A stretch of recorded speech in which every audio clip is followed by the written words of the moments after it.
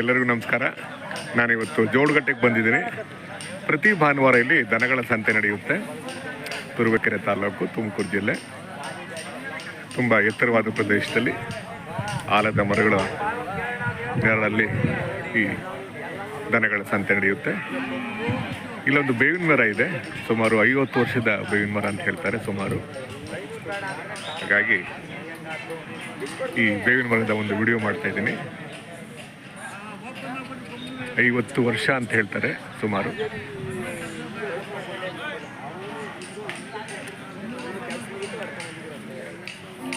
ನಾವು ವರ್ಷಕ್ಕೊಂದ್ಸಲಿ ಯುಗಾದಿ ಹಬ್ಬದಲ್ಲಿ ನಾವು ತಿಂತೀವಿ ಬೇವು ಕಹಿ ಅಂತ, ಬೇವು ಬೆಲ್ಲ.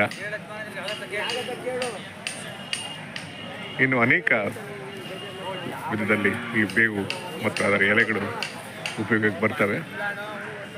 ಬೇವಿನ ಮರ 50 ವರ್ಷದ ಹಳೆಯ ಮರ ಅಲ್ವ ಯಜಮಾನ್ರೆ?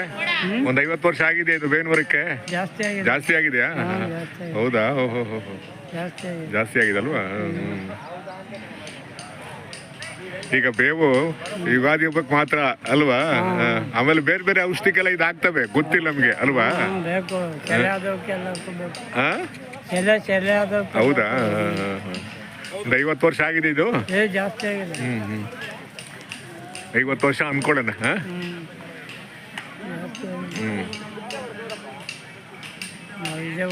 ಹೌದಾ?